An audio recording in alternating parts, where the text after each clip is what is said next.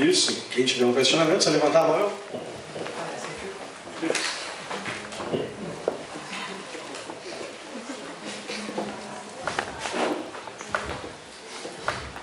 Em primeiro lugar, eu queria dar os parabéns por essa iniciativa de vocês.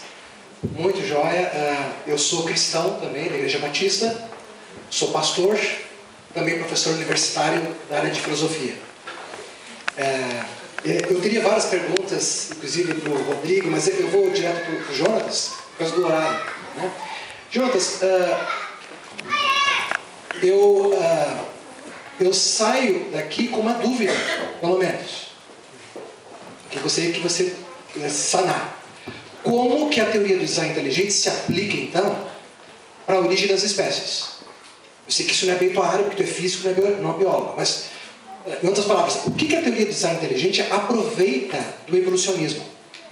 Não aceita, por exemplo, que a Terra que a vida surgiu há 13 bilhões de anos atrás? Não aceita isso? Não aceita que a vida foi se desenvolvendo? Não aceita nada disso? Quer dizer, a teoria do design inteligente diz que então, as espécies são estanques. Primeiro, pum, essa espécie, depois, pum.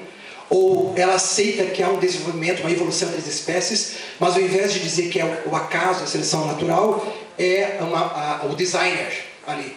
Eu queria saber o que aceita e o que não aceita do evolucionismo. Porque me parece que é uma confusão que é importante se desfeita. Que qualquer tipo de evolucionismo é o darwinismo. Você pode ser um evolucionista teísta, colocando que o processo não é aleatório, mas que há um desenvolvimento entre as espécies. Isso não é o darwinismo. Né? O darwinismo substitui realmente, tira Deus completamente. Então, essa é a minha pergunta, é a minha primeira pergunta. O que o design inteligente, então, reconhece do evolucionismo? Não reconhece nada da paleontologia, por exemplo, dos fósseis, sobre a idade do homem na Terra, do Homo sapiens, 100 mil anos, 200 mil anos, não aceita nada disso. Né? Então eu queria saber. Né? Você não aplicou a teoria do design inteligente para a origem das espécies. A segunda pergunta tem mais a ver com a tua área, eu estou curioso para saber, da física. É o seguinte: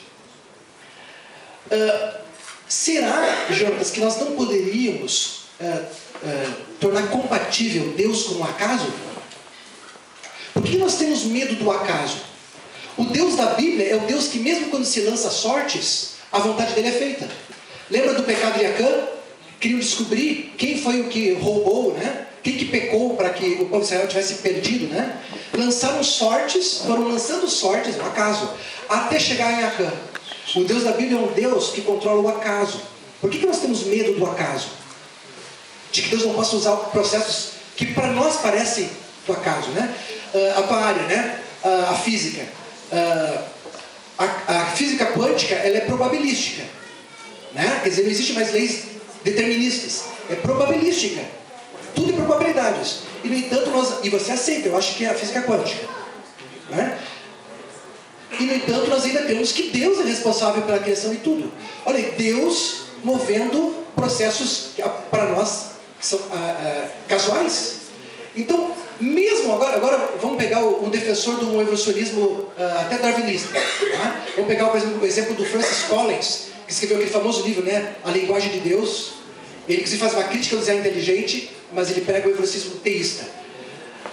Uma pessoa não pode admitir que sim, existem alguns processos que para nós parecem acaso, né? Até na origem de espécies, por exemplo, mas mesmo assim Deus está por trás desses processos. Eu não tenho medo do acaso. Eu sou um cristão, creio que Deus criou tudo isso, essa maravilha. Reconheço que você falou que há coisas que não, isso aqui é uma mente inteligente por trás, né? É impossível que não seja. Mas não tenho medo do acaso, que Deus use o acaso. Né? Não sei, eu lanço as duas perguntas para ti. E obrigado, parabéns para os três. Obrigado.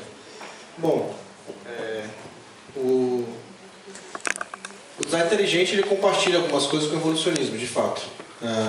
E uma das coisas mais visíveis que o design inteligente compartilha é a microevolução.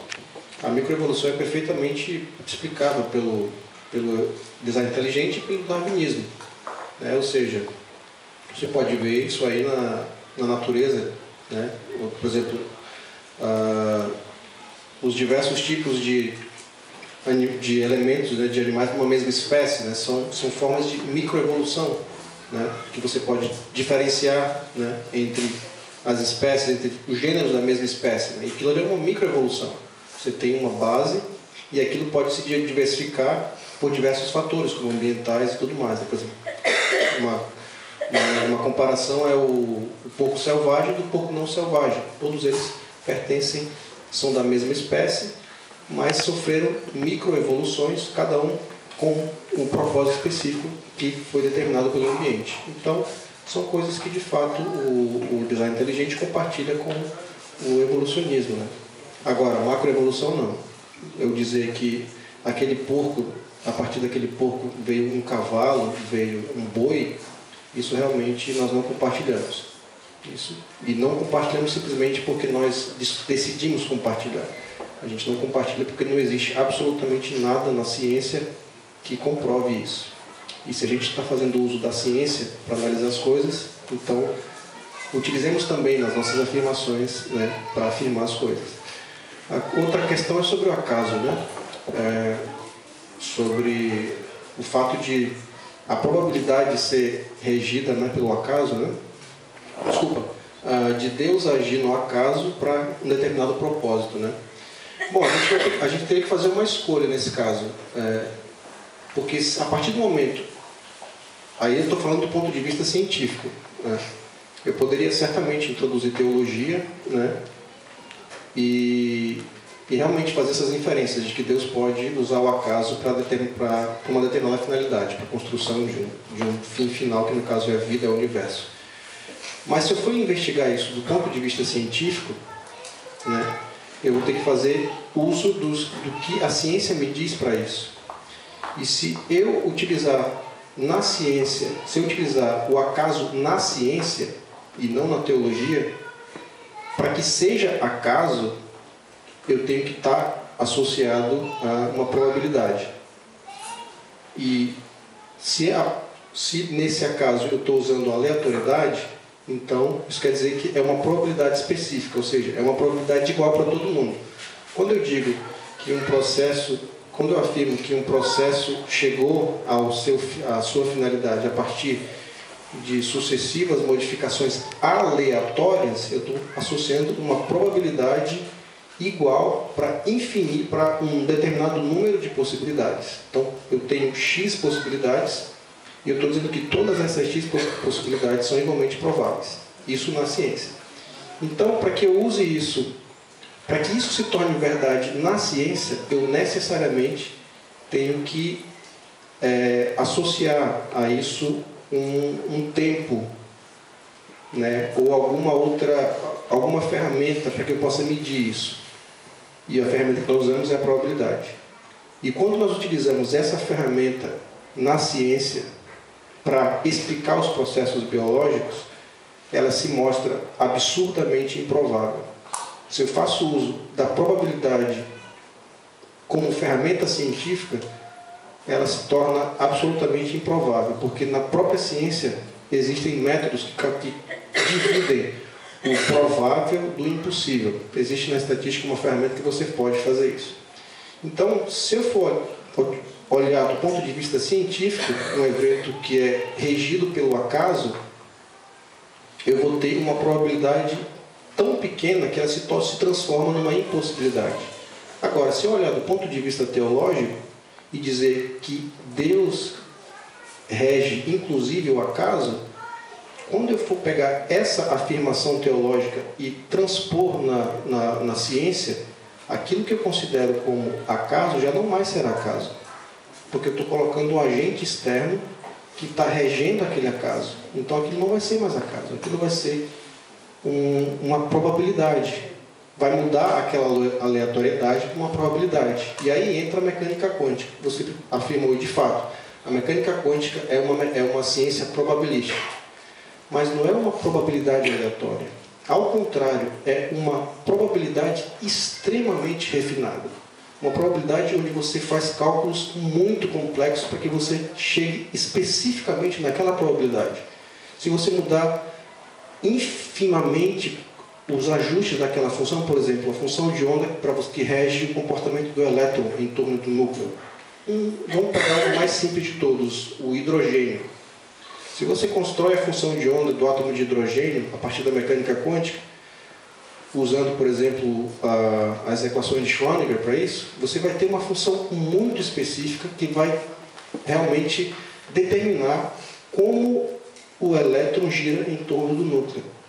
E aquela função vai me dizer o quê? Vai me dizer qual é a probabilidade do elétron estar numa determinada posição ao redor do núcleo. Então, apesar de eu ter probabilidade naquele processo, eu tenho exatamente a maneira como aquilo funciona. Não é uma probabilidade qualquer, não é uma aleatoriedade qualquer, não é o acaso que está envolvido naquele processo. É uma ferramenta que eu uso a partir da qual eu chego no resultado que me dá uma probabilidade muito específica. Probabilidade essa que, se eu sair um pouquinho dela, o sistema não existe mais. Então, nesse aspecto, a mecânica quântica ela não é simplesmente probabilística. Eu diria que ela é probabilística e determinística ao mesmo tempo. Porque ao mesmo tempo que eu tenho probabilidades envolvidas, eu tenho um conjunto bem refinado de variáveis que conduz àquela específica probabilidade.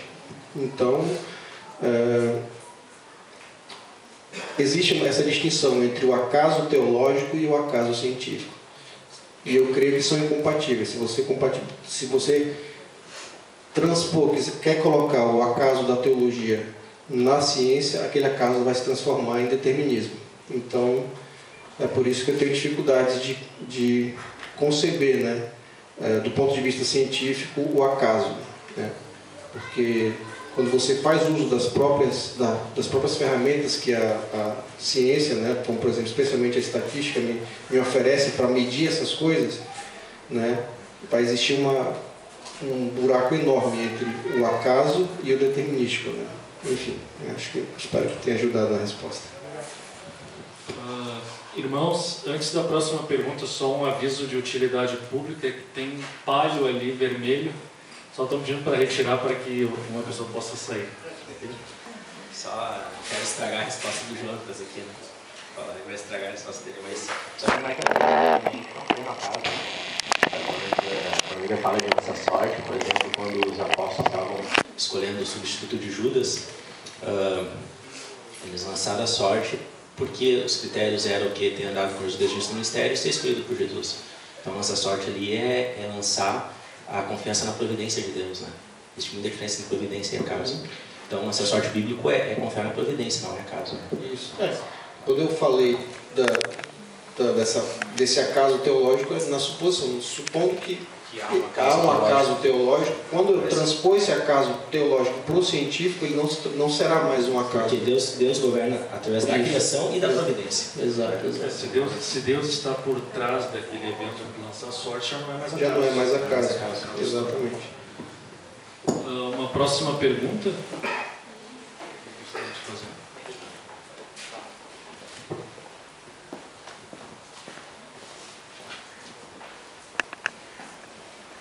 Meu nome é Adelmo, eu sou da Igreja Presbiteriana e eu estou muito feliz com esse evento, parabéns, aprendi bastante aqui. Essa ótica de Gênesis 1:1, não tinha ainda escutado essa abordagem. E a minha pergunta, ela vai ser colocada, que eu aprendi, né, que eu aprendi aqui nesse tempo, é que nós percebemos que Deus, a matéria-prima de Deus é o nada. Deus constrói tudo e o homem produz. Não? Aprendi também sobre algumas leis da física, né, da ciência. A primeira e a segunda lei da termodinâmica, né, que foi bem abordada aqui. E também a lei da causa e efeito, muito bem explanada, parabéns. Né? Também a quarta lei de Newton também. Então, essas leis, elas têm a lei da biogênese, ou seja, não existe algo criado se não tiver vida. Precisa ter vida para criar outra coisa, né? Então, a minha pergunta é como nós colocarmos o TDI hoje para a comunidade acadêmica, né, dos ensinos fundamentais, médio, superior, como chegar, porque nós sabemos que a criação ela é abordada ou da forma religiosa, ou da forma bíblica, ou da forma científica. E foi nos apresentado aqui é da forma científica que deve também ser, né? Então, como levar, qual a abordagem, e nós precisamos mais de ensino sobre essa questão dentro das igrejas, como é que eu posso levar essa abordagem não religiosa, não bíblica, mas científica, que na sua verdade vamos chegar ao mesmo ponto aí bíblico, né? Como nós podemos apresentar isso hoje, que é, lá em Pedro, diz que nós teremos não só falsos profetas, mas falsos doutores, que levarão mentiras e não verdades, né? E é isso que está acontecendo hoje. Então, a minha pergunta é como nós vamos abordar isso a partir de agora, né? E tornar isso mais real nos nossos núcleos de convivência.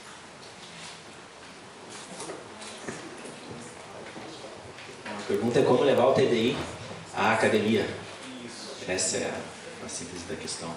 Olha, na verdade aqui a gente vê um choque de narrativas, né? Então entra bem na questão da minha palestra ali. Existem cosmovisões. Inclusive ano passado eu estive falando um pouco disso que eu falei hoje, mais aplicado ao direito, né? No direito nós vemos então essa guerra de narrativas também, é o que a gente vê na política hoje. É uma questão realmente de pensamento como um todo, e quando você mexe com a questão da origem e dos sinais, da evidência de um designer inteligente, está mexendo com a narrativa das pessoas, com a cosmovisão delas. Então, existe também um problema aí que é muito mais do que racional. As pessoas elas estão lutando sem saber pela sua crença, né? De modo objetivo, o que eu diria que se dá para fazer? Primeiro lugar, um dos motivos assim, que me motivou muito a ajudar a organizar esse evento é criar um grupo aqui em Porto Alegre de pessoas que têm interesse no assunto, né? E não pode ser teólogos e filósofos, tem que ser cientistas, né? Tem que ser o Jonatas, né? Tem que ser tem biomédicos, médicos, químicos, físicos, biólogos. Essas pessoas têm que se juntarem aqui. Estou falando aqui porque é onde nós estamos, né? E trazer o TDI para cá e começar a criar uma comunidade científica que respalde essa teoria aqui no nosso meio. Em termos de Brasil, o que eu diria que dá para fazer? Criar projetos de lei, né, que comecem a forçar a introdução do TDI como uma explicação alternativa ao evolucionismo. Que a gente teria dificuldade nesse ponto aí? A gente teria dificuldade aquilo que eu falei logo no início, né? Que as pessoas acreditam que a TDI é religiosa, então a gente vive num estado laico, não pode se ensinar TDI nas escolas. Mas isso vai ter que ser refutado, né? No lugar que TDI não pressupõe a religião, né? Ele implica até a religião, mas ele é simplesmente estudo dos sinais da natureza de quem é um designer inteligente. Você não estuda quem é o designer, ou você não vai ficar debatendo quem é o designer. Você fala que existem sinais, essa é a teoria, e isso é científico, isso é o que a gente vê. Olhando a palestra do Jonatas ali, eu fiquei abismado assim, pensar como pessoas ainda creem na evolução. Não é possível, não é possível. Realmente é um apelo a uma narrativa que depende da evolução como um princípio, né? E em fazer leis, você vai ter que confrontar essas pessoas que estão apegadas a essa narrativa, né?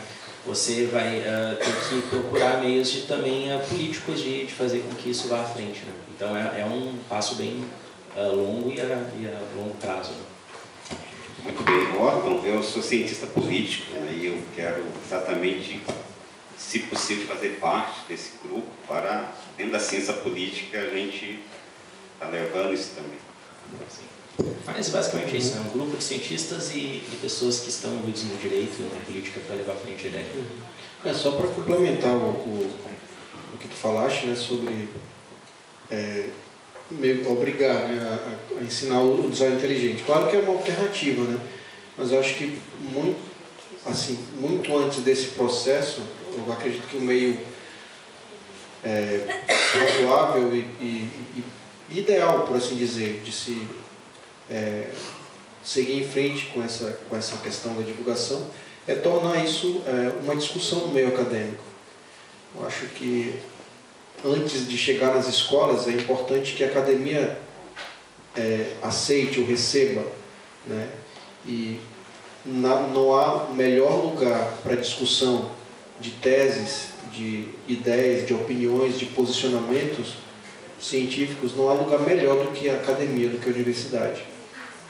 Então, eu acho que assim, uma das coisas importantes, muito importantes desse processo é trazer de volta o verdadeiro papel nesse sentido da universidade, que é a multiplicidade, a pluralidade de posicionamentos, de teorias, e sujeitá-las, todas elas, à discussão, aos métodos científicos e tudo mais.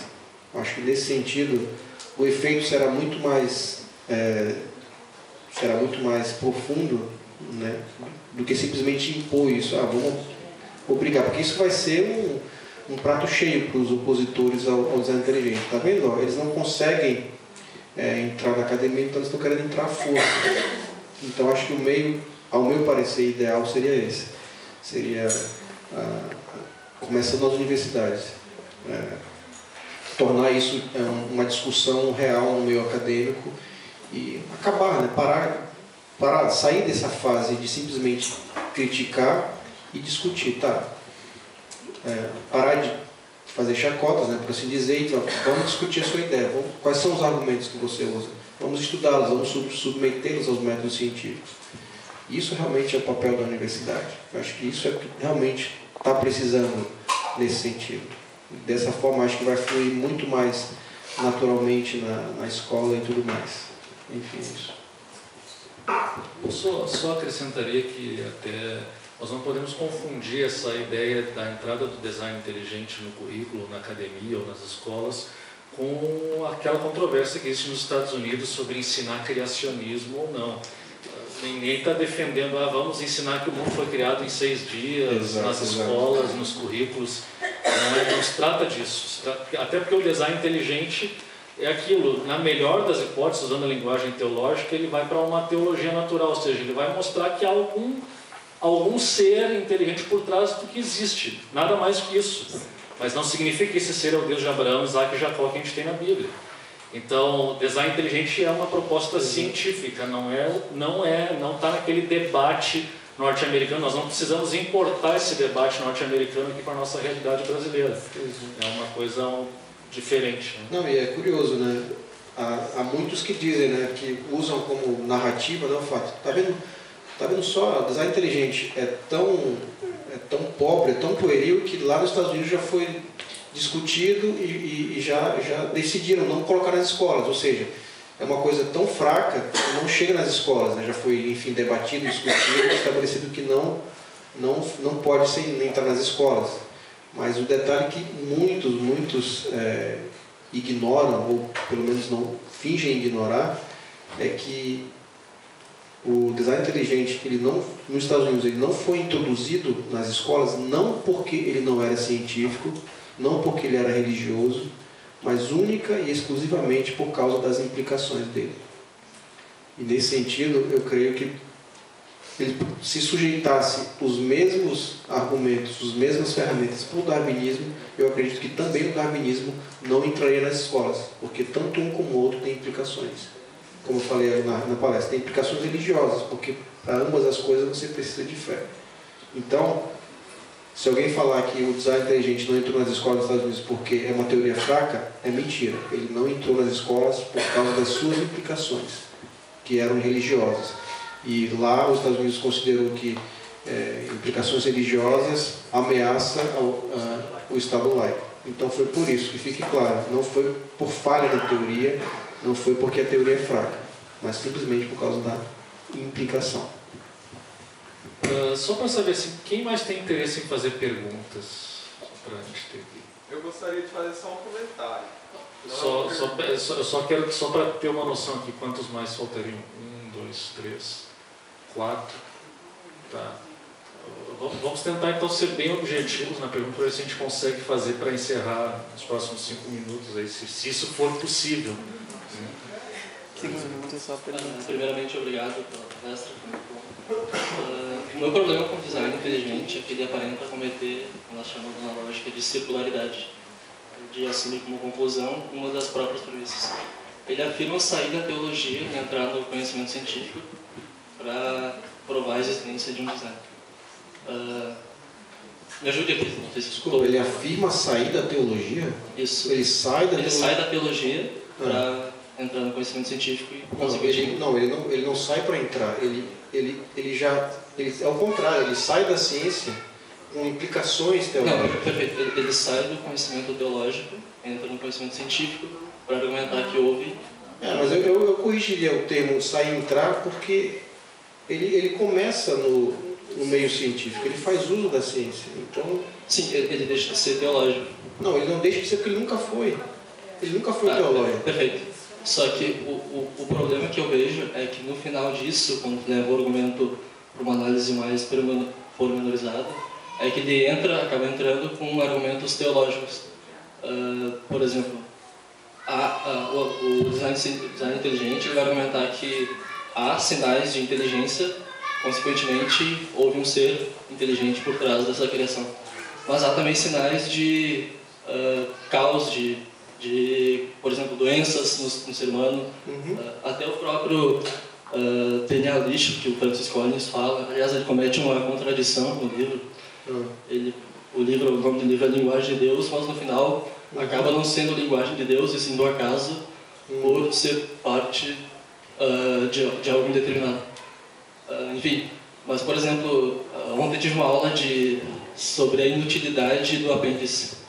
Do apêndice? Do apêndice. E a explicação mais interessante para mim foi que o apêndice, outra hora, ele teve uma utilidade, que o projeto de Deus para o ser humano tinha uma utilidade para o apêndice. Sim. Mas essa é uma explicação teológica. Quando eu vou, por exemplo, apresentar esse argumento dentro do meio científico, ele não é um argumento propriamente científico. Então eu posso argumentar, por exemplo, que há as duas coisas. Que há a inteligência, mas também há sinal de destruição total, as causas, as falhas geológicas e assim por diante. E também o design inteligente, ele não argumenta que houve somente um criador do universo. Claro que nós poderíamos simplesmente passar na navalha de Ockham e cortar as pluralidades que são sem necessidades. Mas eu não posso, por exemplo, argumentar que foram 3 deuses, ou 1, ou 2, ou 4, nesse caso. E também que o universo não foi criado já de matéria pré-existente. Claro que há argumentos científicos que eles provam que o universo pode ter sido criado, mas ele não implica a necessidade dele ter sido criado exatamente do nada. Enfim, então, enfim, eu acho que esses são alguns problemas do argumento do design inteligente que, para mim, claro que sou cristão, eu tenho uma justificação epistêmica para crer que Deus criou. Não estou negando, na verdade, que Deus criou, mas sim, eu acho importante a gente fazer a separação onde é falado estritamente sobre ciência e outra sobre teologia, apelação à teologia para justificar o design inteligente. Bom, eu acho que ficou bem claro, né, no que eu pude explanar hoje do design inteligente, que, bom, eu acredito que ficou claro as fronteiras da teoria, né? Ela simplesmente busca detectar a inteligência, ou não, num determinado processo, num determinado objeto de estudo. Não é objeto da design inteligente as implicações, não é objeto do design inteligente justificações, né? Bom, como cientista, né, como ciência, a gente se limita a dizer aquilo que os resultados nos mostram. E o design inteligente é puramente isso, é mostrar se algo foi feito do acaso ou se tem intencionalidade, se tem inteligência. Agora, até onde eu reconheço do design da teoria, ela não procura justificar. Ela procura justificar um criador por trás, ela não procura inferir fora das suas fronteiras. Eu realmente desconheço isso. É simplesmente tratar se existe inteligência ou não no determinado processo. Isso que a teoria propõe. Só um adendo sobre essa questão do apêndice, já tem resultados recentes que mostram a utilidade do apêndice no ser humano, no corpo humano. Mais uma vez corroborando a questão do DNA lixo, né, que apesar de eu não conhecer uma determinada funcionalidade, né, isso não quer dizer que ela seja inútil e que, portanto, tenha sido gerado ao acaso ali. Né? Então, aquilo que os evolucionistas costumam, né, dizer, né, talvez a gente não sabe agora, né, o processo pelo qual aquilo passou e evoluiu para chegar ao que a gente tem hoje, mas um dia a ciência vai evoluir e vai conseguir entender. Então, nesse aspecto, com base em coisas que já aconteceram, que a gente pode provar e experimentar, a gente pode usar esse mesmo argumento, né? Talvez no DNA lixo existem coisas que eu não conheça, mas que com o evoluir da ciência eu vou poder finalmente conhecer, reconhecer uma função para aquilo. E não é uma afirmação aleatória, é uma afirmação com base no que a gente já pode ver agora, ou seja, até pouco recente não se sabia a utilidade do apêndice. E agora a medicina já tem estudos, já tem pesquisas que mostram. Eu infelizmente não lembro dos detalhes, mas já tem recentes resultados que mostram uma finalidade para o apêndice. Então, isso realmente, mais uma vez, né, vai de encontro àquilo que a design inteligente mostra, né, que existe uma intencionalidade, existe uma evidência, né, e é esse o objetivo único da teoria, é simplesmente detectar sinais de inteligência ou não no que ela estuda.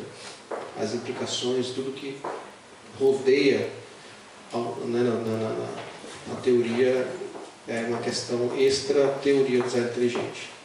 Só complementando a pergunta anterior com a dele, né? A gente vive hoje, como vocês falam, uma era pós-darwinista, né? Já está ficando obsoleta em muitos sentidos. Só para complementar isso, pelas evidências que tem falado, né? São científicas que são a favor do design inteligente, não do acaso, né? Me parece que o acaso é o deus da lacuna dos evolucionistas, né? Usam tanto os cristãos de achar Deus das lacunas, onde não se pode explicar. Na verdade é o que eles fazem com o acaso, né? O acaso, a gente não explica, é o acaso. Então, é o deus da lacuna deles, né? As últimas perguntas até elas podem ser direcionadas para um dos palestrantes, para a gente também conseguir dar esse espaço. Quem ainda, a irmã queria fazer uma pergunta? Tem um ali que está na frente. Quem? Boa manhã para todo mundo. Eu gostaria de falar que foi comentado a criação de um grupo com especialistas e que recentemente foi criado aqui em Porto Alegre um núcleo da Associação Brasileira de Cristãos na Ciência, a ABCC2. Ela está na segunda reunião e o público-alvo dela é principalmente universitários. Não é um grupo de especialistas já, de pessoas com interesse, universitários com interesse. E a gente faz reuniões mensais para debater um tema que a gente acha relevante nesse universo de ciência e do cristianismo. Então, se algum universitário tem interesse em conhecer, participar, saber como é, a nossa dinâmica nós temos um tema por mês. O nosso primeiro tema que aconteceu foi as fronteiras entre o evolucionismo e o cristianismo. E aí, no segundo será sobre a teoria do design inteligente. Então, tem eu e mais outra pessoa do grupo aqui também, para aprender mais sobre isso. E a nossa dinâmica é assim, a gente estuda um tema e marca um encontro mensal para discutir. E temos materiais, nos informamos com teólogos e também com outros estudiosos do tema também. Então, se alguém quer conhecer, fala comigo no final da reunião que eu posso conversar com vocês mais sobre isso. Só deixar esse comentário. Maravilha, muito bom. Na verdade, não é uma pergunta, apenas uma colocação em relação a essa questão da política de ensino ou propagação do conhecimento. Eu acredito que tudo passa por tornar a informação acessível. Talvez muitos daqueles que critiquem hoje o design inteligente passam por um desconhecimento das bases do que é.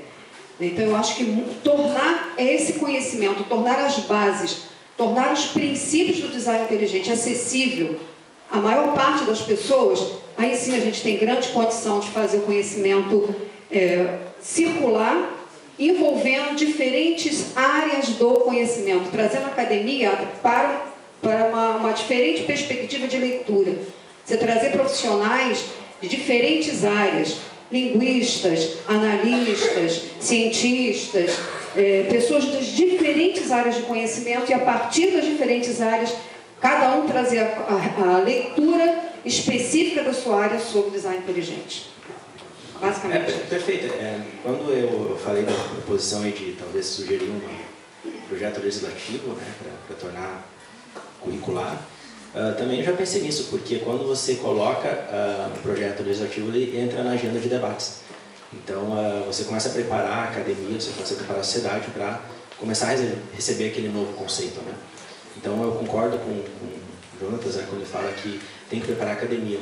Só que se você não furar, não quebrar aquela barreira, nunca vai entrar, porque são muito fechados. Então, no momento... a esmagadora maioria da sociedade brasileira crê no Criador. Né? No momento que colocar esse debate, a própria sociedade vai pressionar a academia a tratar o design inteligente de maneira séria.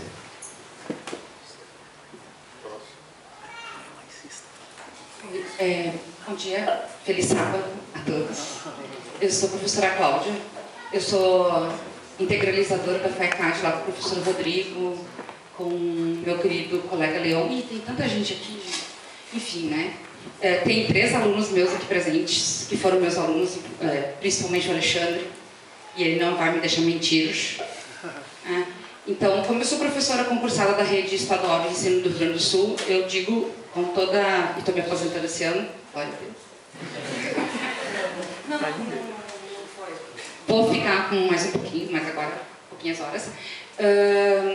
Não existe, assim, nenhum currículo oficial de história, de sociologia, de filosofia. O professor, tanto no ensino fundamental e médio, ele tem uma liberdade de cátedra. Então, eu chego na minha aula de pré-história e eu falo sim, em design inteligente. Eu necessito, para oxigenar esse negócio todo aí, não é conhecimento? Então, eu vou trabalhar com a teoria evolucionista, eu vou trabalhar com a teoria do design inteligente, eu vou trabalhar com a teoria criacionista em sala de aula e ponto. Porque quem decide, quem é a autoridade, inclusive isso disse Alexandre, eu descobri o nosso manual do aluno de 2004. A autoridade na sala de aula é o professor. Nenhum supervisor tem poder, né, para chegar lá e dizer que tem que ensinar isso, tem que ensinar aquilo. Não. Então eu vou fazer aquela coisa bem dialética mesmo. Se eu falo de evolucionismo, eu tenho direito de falar de criacionismo, de design. Agora, o que a gente precisa também é colocar pessoas dentro das escolas. Porque em questão de currículo, nós temos liberdade, gente, para falar as coisas. O próximo passo é os livros também, né? Ter essa mesma imparcialidade, né? Sim. Que a senhora tem, exatamente. Sim, e aí, professor, me permita, doutor, nós estamos utilizando agora um livro lá sei lá qual é a editora, eu sei que é do professor Marcos Napolitano, que é um grande expoente da história no Brasil, né? Ele é professor da USP, e ele editou um livro. E nesse livro dele, já vem assim, vem o modelo evolucionista, mas vem o criacionista também, no livro de história. Já vem. Então, é um sujeito que é mais dialético, imagino eu, não conheço ele pessoalmente, mas no livro dele já aparece os modelos, o criacionista e o evolucionista. Então, quer dizer, inclusive aparece uma pintura da época medieval, onde Deus está tirando Adão da terra. Muito bonito, por sinal. Enfim, então, acho que a gente precisa, na verdade, se posicionar no lugar onde a gente está, né? Eu acredito que tem vários professores cristãos e que dentro, por exemplo, da disciplina de história, está tranquilo. Não tem mistério nenhum. Não há quem vá lá, nem muito menos Secretaria de Educação, e dizer que você pode ou não pode, né? Agora, isso só para aliviar um pouco, assim, que parece que não estamos conseguindo romper a barreira, né?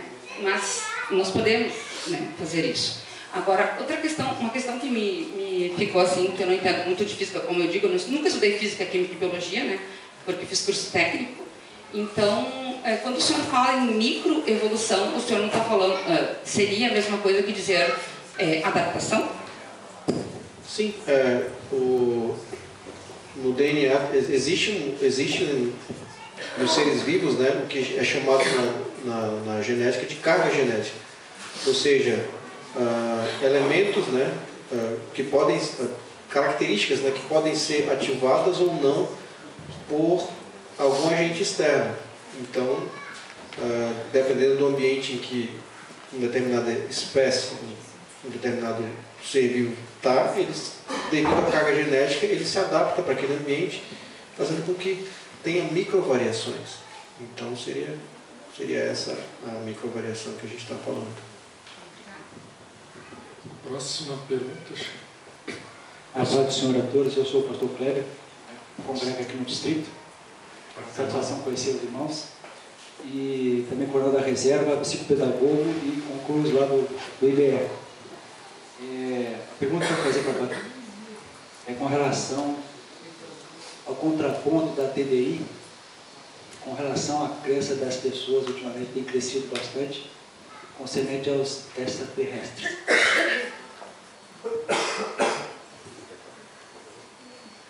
Deixa a pessoa da ciência.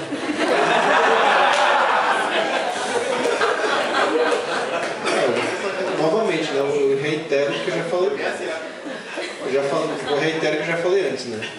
A ciência, o design inteligente, ele não se ocupa de explicar quem. Ele só se ocupa, como foi falado nas outras, né?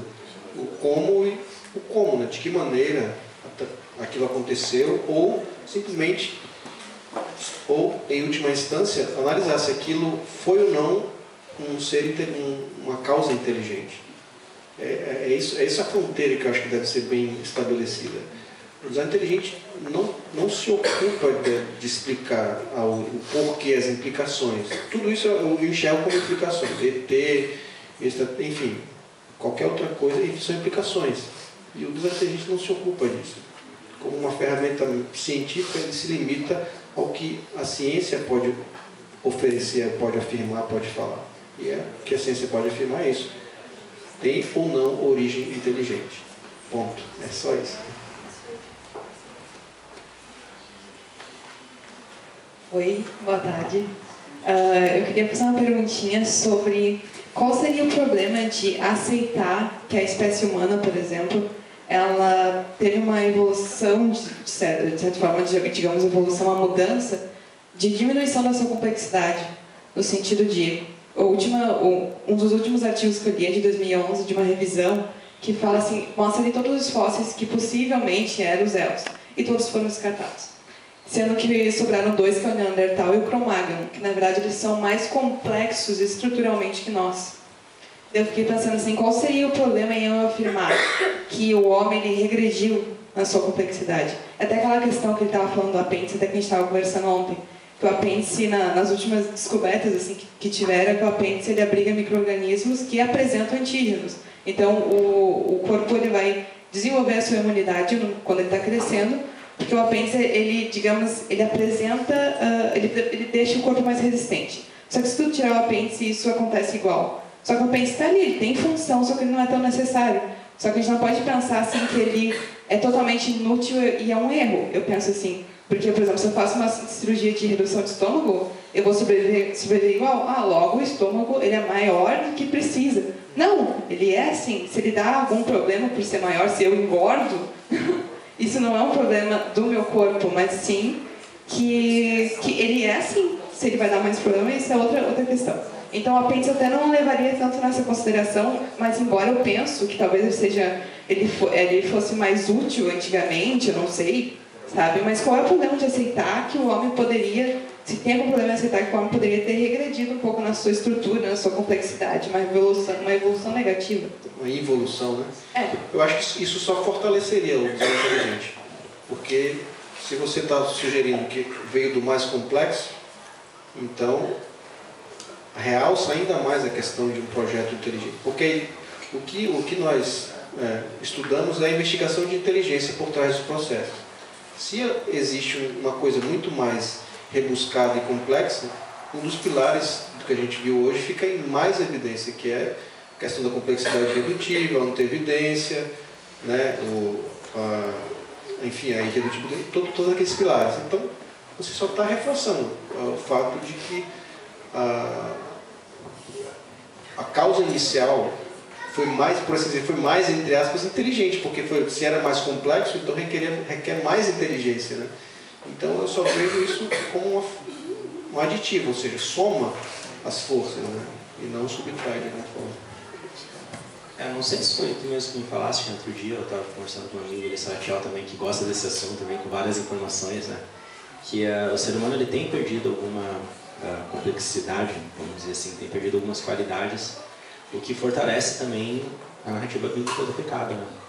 E isso tem causado mais doença no ser humano, porque o ser humano tem perdido realmente a sua força, o seu DNA tem ficado mais fraco, vamos dizer assim, né? Não sei, agora realmente não estou na área da ciência, né? Mas é o que se tem visto, é o que se tem evidenciado, né? As doenças estão aumentando, você não tem tido mais problemas, porque ele tem se deteriorado. E isso vai de encontro com a narrativa bíblica do pecado e das consequências do pecado, da queda, né? Exato, isso vem a corroborar o fato, né, do projeto inicial ter sido perfeito, né? Se o design inteligente busca detectar sinais de inteligência, e se você vê que isso vai do mais complexo para o menos complexo, isso implica dizer que o original era perfeito, né? Em todos os sentidos, e a partir dali foi se deteriorando. Então não viola nenhum princípio do design inteligente. Ainda mais uma pergunta? Essa é a última, né? Sim. Última pergunta, então. Boa tarde. Questão da microevolução. A gente pode aceitar então que a microevolução existe, um olhar teísta, mas como aceitar isso? Porque a microevolução a longo prazo ela vai te dar uma macroevolução, se tu olhar em grandes grupos. Tem alguma evidência experimental? Alguns são saltacionistas. Exemplo, lampreias e feiticeiras. Elas... Existem elos que conectam as suas espécies? Sim. Mas isso é novidade, porque realmente eu não conheço. Tanto lampreias como todos os vertebrados que tem hoje e que tem registro fósseis, todos eles possuem notocorda. Uhum. Sim. Então a minha pergunta é assim, a microevolução, provavelmente temos hoje na espécie humana, da história da ecologia humana, tem como aceitar os nossos antepassados fósseis, nossos ancestrais fósseis, para nós hoje? Tem como isso ocorrer?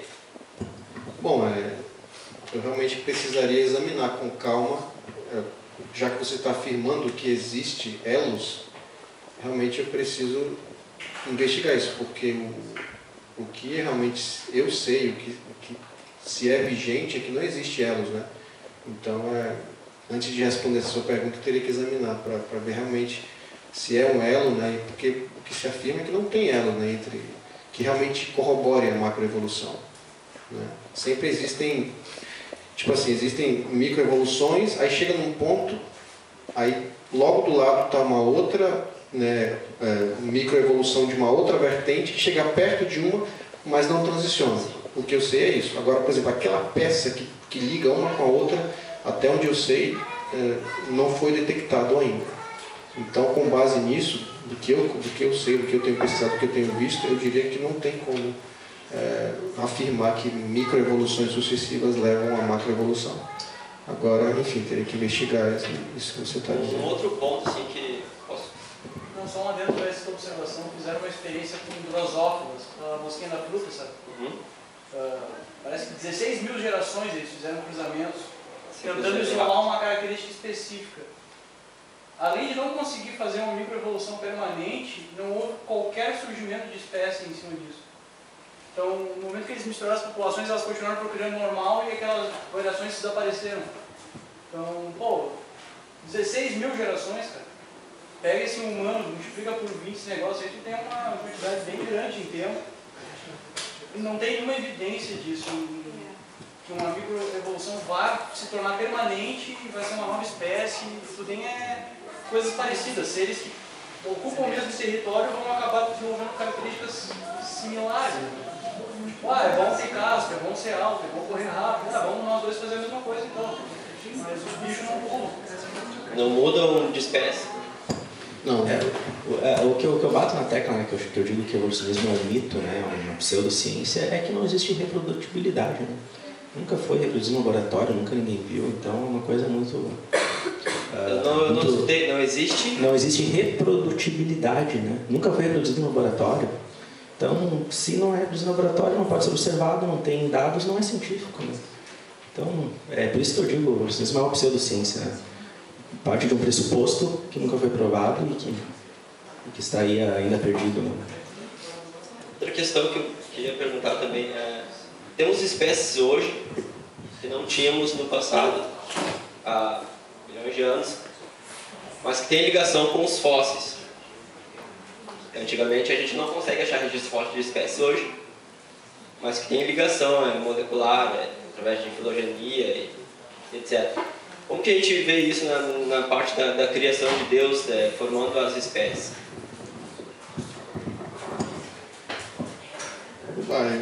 Eu sou físico, né? Então eu não ousaria discorrer detalhadamente sobre o assunto, porque realmente não é minha área, né? Então realmente acho que eu posso, como cientista, dizer que não sei responder, né? Especificamente essa pergunta. Isso foge um pouco do meu alcance, né? Como físico. Pode só repetir um detalhe da tua pergunta, essa segunda pergunta aí?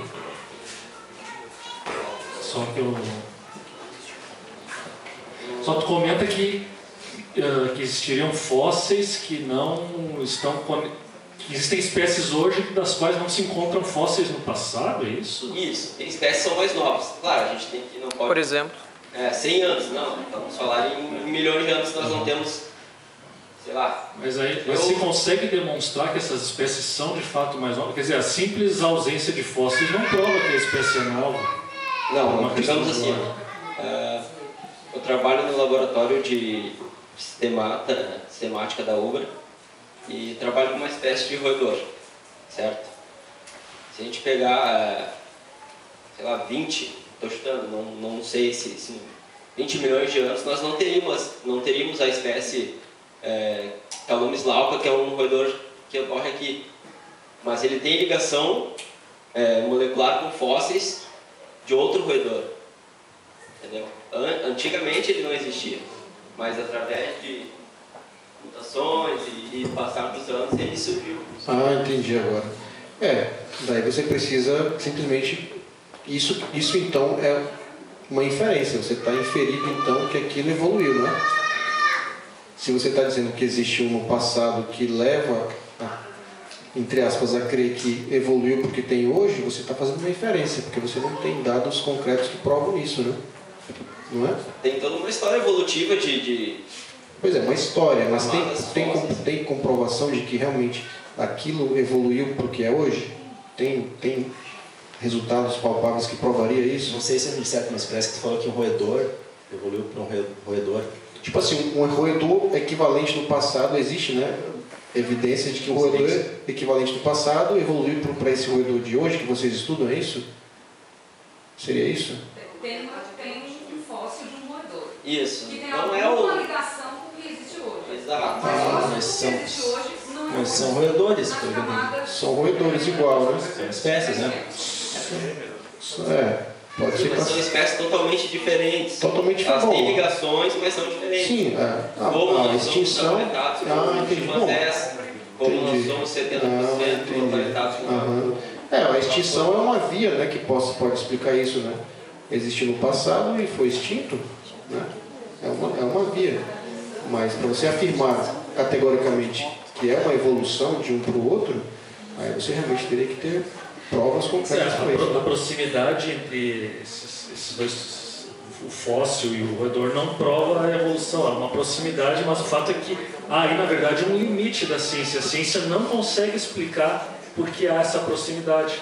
Há apenas uma proximidade. Assim como entre um chimpanzé e um ser humano, pode dizer que há 99% de semelhança, mas esse 1% que difere, a ciência não explica. Ela só vai perceber que há uma semelhança até certo ponto, mas há sei lá quanto por cento que difere, e isso ela não consegue explicar, e ela lança uma hipótese. 99%.